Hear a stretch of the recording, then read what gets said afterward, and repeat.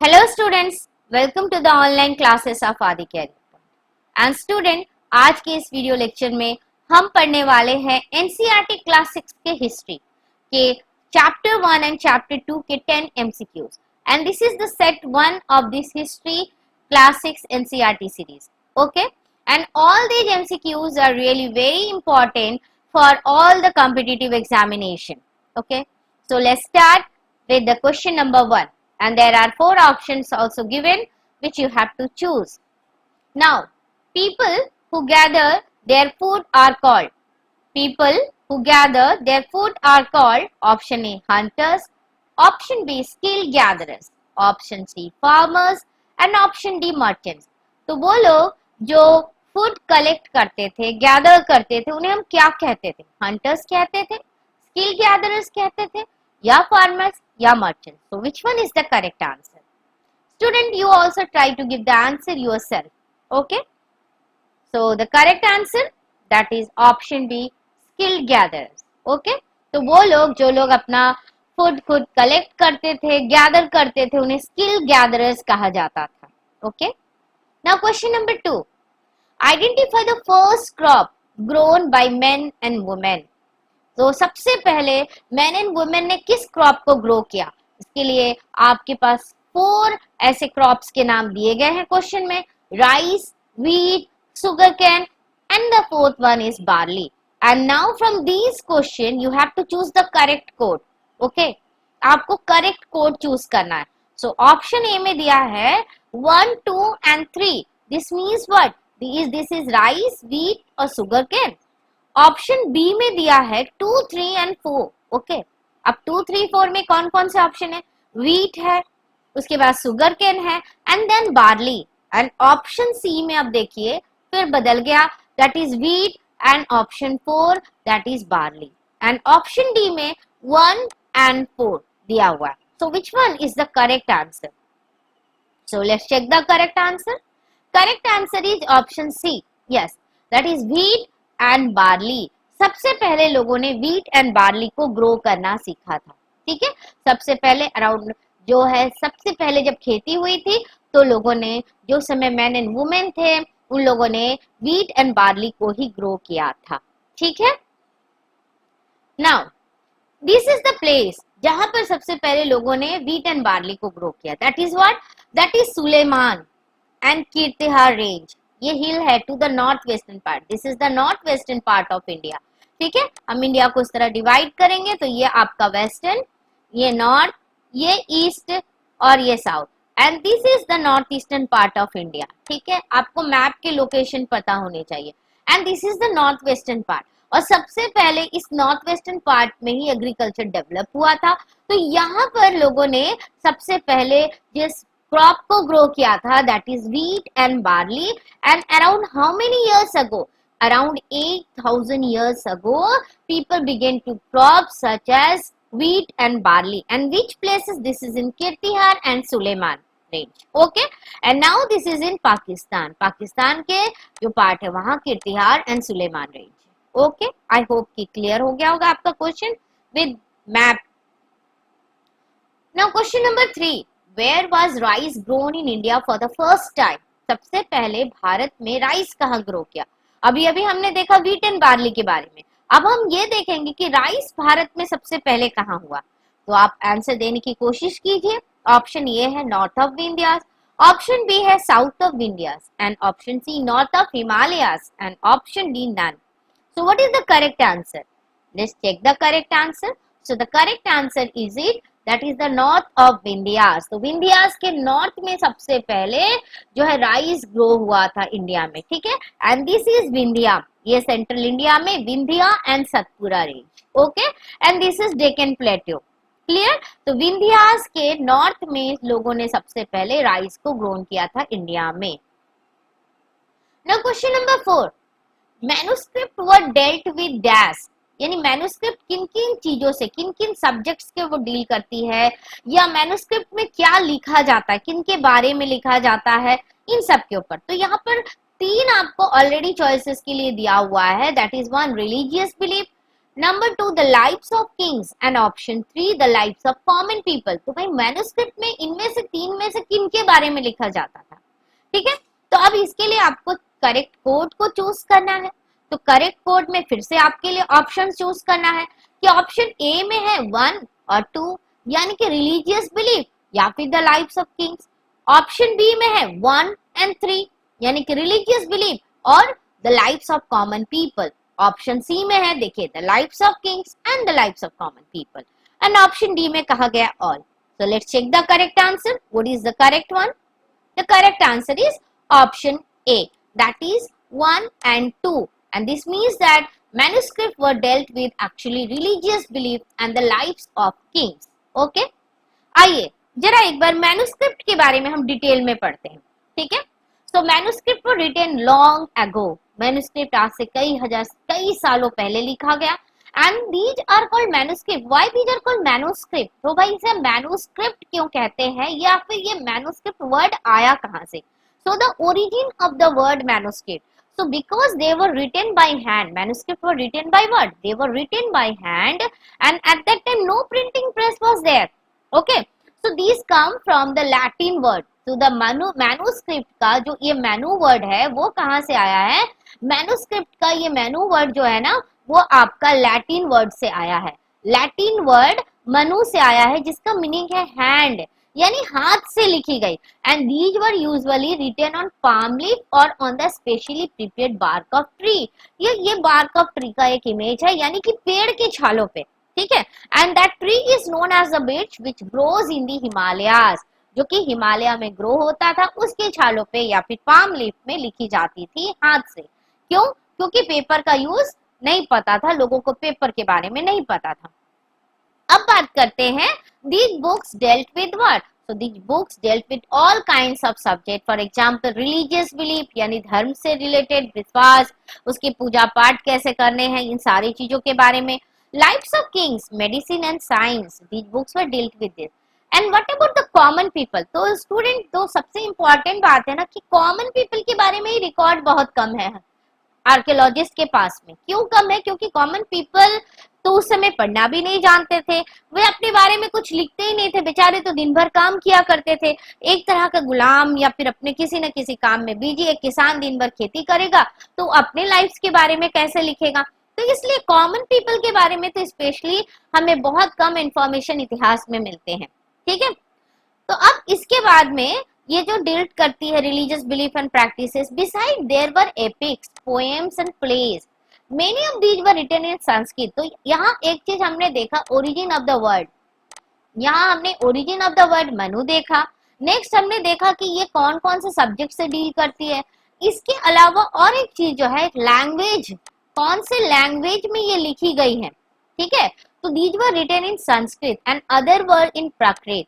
So what do you mean by Prakrit? So whenever we are talking a Prakrit language, this means that the language which are used by the ordinary people.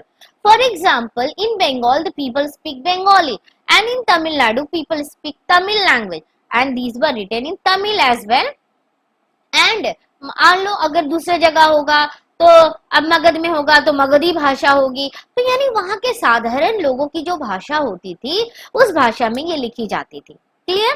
तो I hope कि manuscript आपका clear हो गया। Now question number 5, the beginning of agriculture. तो agriculture सबसे पहले कब begin हुआ? डेटलाइन है भाई, देखते हैं कितने बच्चों को याद है। ऑप्शन ए है 10,000 ईयर्स अगो, ऑप्शन बी है 2500 years ago, option C 8,000 years ago and option D 9,000 years ago. ठीक है, तो आंसर दीजिएगा आप चैट बॉक्स में जरूर से, ठीक है, कमेंट सेक्शन में आप आंसर दीजिएगा।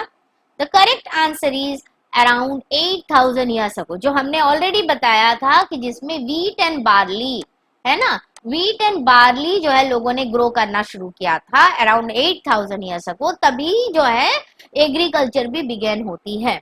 ओके स्टूडेंट, आई होप कि आप लोगों को वीडियो अच्छा लग रहा होगा, क्वेश्चन सेशन अच्छे लग रहे होंगे, तो इसे लाइक जरूर कीजिएगा और ज्यादा से ज्यादा दोस्तों को शेयर कीजिएगा, ठीक है। Now question number 6. The Mesolithic period was between dash years ago. Mesolithic period कितने साल से कितने साल के बीच में था, यानी इसकी बिगिनिंग कब हुई और एंड फिर कब से होता है। तो ऑप्शंस है, option A 12,000 to 10,000 years ago, next option 10,000 to 8,000, next 8,000 to 6,000, and option D 9,000 to 7,000 years ago. So what will be the correct answer? Let's check. So the correct answer is around 12,000 to 10,000 years ago. Obviously 12,000 to 10,000 years ago, क्योंकि 2 million years ago से लेकर जो है हम क्या लेते हैं, लेकर आपका अराउंड 12,000 years ago तक आपका होता है पैलियोलिथिक पीरियड। ठीक है, ये जो हम पीरियड को डिवाइड करते हैं, स्टोन एज को 3 पार्ट में डिवाइड किया गया है, पैलियोलिथिक, मेसोलिथिक और उसके साथ साथ last one is the Neolithic. Okay, last one is Neolithic. Clear? तो इन 3 फेज में डिवाइड किया गया है and Mesolithic is a period between Neolithic and Palaeolithic. Mesolithic is a period between Neolithic and Paleolithic, and this is actually the period when environmental changes began। ठीक है, ये ऐसा period है जिस समय environmental changes होते हैं और इसके साथ साथ, ठीक है, इसके साथ साथ जो है इस समय और एक चेंज होता है, environmental change के साथ में ग्रासलैंड भी धीरे धीरे डेवलप करते हैं। ठीक है, और इसे हम दूसरे वर्ड में कहें तो Mesolithic means middle stone age. और सबसे इंपॉर्टेंट फीचर इस पर्टिकुलर एज की ये है कि इस एज में जो टूल्स थे, स्टोन टूल्स में बहुत माने चेंजेस आपको देखने के लिए मिलता है, जो कि आपको पैलियोलिथिक में नहीं मिलेगा। पैलियोलिथिक में क्या था कि स्टोन्स लगभग सेम थे, लेकिन अब जो है स्टोन्स में चेंज आने लग गए, स्टोन्स में शेप आने लग गए, टाइनी हो गए, जनरली टाइनी। ठीक है, and these stones are called, these stones tools are called microliths. Okay, mesolithic period में जो टूल्स पाए जाते हैं, स्टोन टूल्स, उनको क्या कहते हैं? माइक्रोलिथ्स कहा जाता है। क्लियर? ओके, चलिए next question. Now tools in Hunsgi were mostly made of dash. तो हंसकी में जो टूल्स थे वो किससे बने थे? क्वार्ट्ज से, लाइमस्टोन से, बोन से एंड नन से। So what is the correct answer? The student, correct answer is option B, that is limestone. तो हंसकी में जो टूल्स बने हैं वो किससे बने हैं? वो एक्चुअली लाइमस्टोन से बने हैं।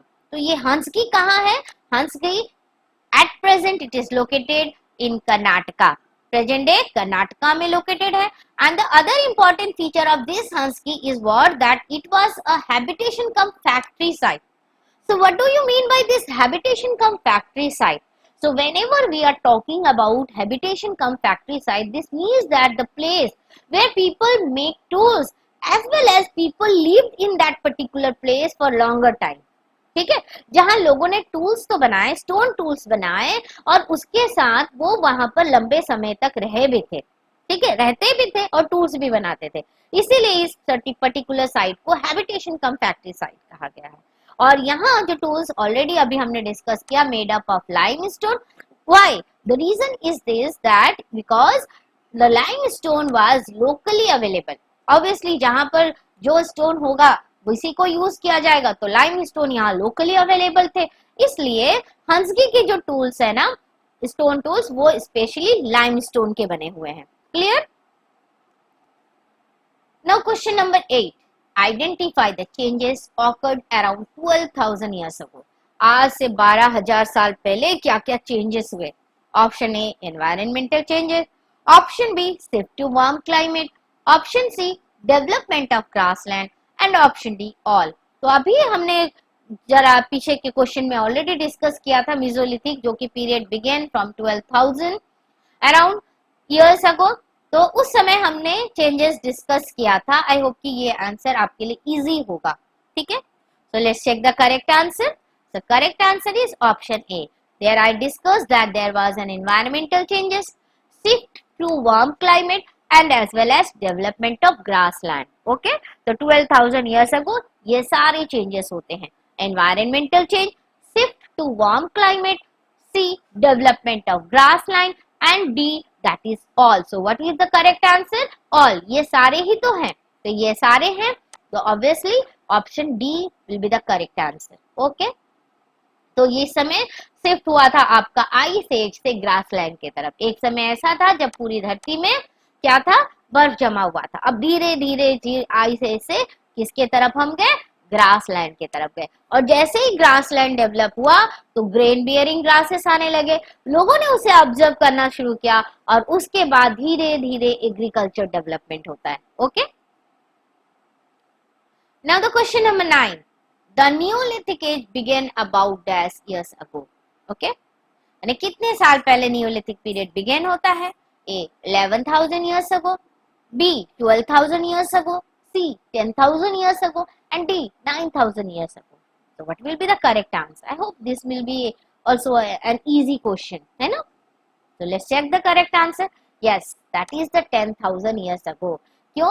क्योंकि 12,000 से लेकर अभी मैंने बताया था कि 10,000 years ago जो है वो आपका क्या है, that is for Mesolithic period. Obviously then 10,000 के बाद ही तो about 10,000 में फिर आपका Neolithic period शुरू होगा. So that's why 10,000 years ago will be the correct answer. Okay? तो जिस समय लोगों ने क्या सीखा, नियोलिथिक पीरियड में एग्रीकल्चर डेवलपमेंट हो गया था, लोगों ने जानवरों को पालना सीख लिया था और वो सेटल लाइफ की तरफ गए। उनका लाइफ जो है ना वो सेटल्ड लाइफ की तरफ गया, घर में रहने लगे। पहले लोग घरों में नहीं रहते थे, घूम करके जीवन जीते थे, यानी कि नोमैडिक लाइफ था, ठीक है। लेकिन जैसे जैसे उन लोगों ने खेती करना सीखा और उनको ग्रेन बेयरिंग ग्रासेस के बारे में पता चला, तो उन ग्रासेस को जब ग्रेन बेयरिंग ग्रासेस ग्रो कर रहे हैं तो ऑब्वियसली उन्हें वहां रहना पड़ेगा, ठीक है, उसकी देखरेख करनी पड़ेगी। तो इस तरह से सेटल लाइफ आया लोगों का। और साथ में मिल्क बियरिंग जो कैटल होते थे उनको भी इन लोगों ने पालना सीखा और इस तरह से एक सेटल लाइफ की तरफ जीवन आगे बढ़ने लगा। Clear? Now the last question of today's series, that is why was fire used in the earliest times? तो पहले बिगनिंग में फायर का यूज किस लिए होता था? Option A to roast meat, option B as a source of light and option D to scare away animals, option D all. So what will be the correct answer? So the correct answer is option D, ठीक है, option D. So the use of fire for to roast meat, यानी खाना को इस आग में पकाने के लिए, as a source of light. हमें पता है उस समय तो पूरी तरह से वो नेचर पे डिपेंड थे हमारे पूर्वज, तो उनके लिए तो और कोई सोर्स ऑफ लाइट तो था नहीं रात के टाइम पे। तो जैसे ही फायर का यूज उन्होंने शुरू किया तो उन्होंने फायर को सोर्स ऑफ लाइट के रूप में भी हुआ, मीट को रोस्ट करने के लिए हुआ और साथ ही साथ जानवरों को भगाने के लिए भी जो है फायर का यूज किया जाता था। तो इसलिए the correct answer will be all of the above. Okay, so I hope you all like this session. So thank you for watching this video and don't forget to like, share and subscribe the session. Okay, thanks once again.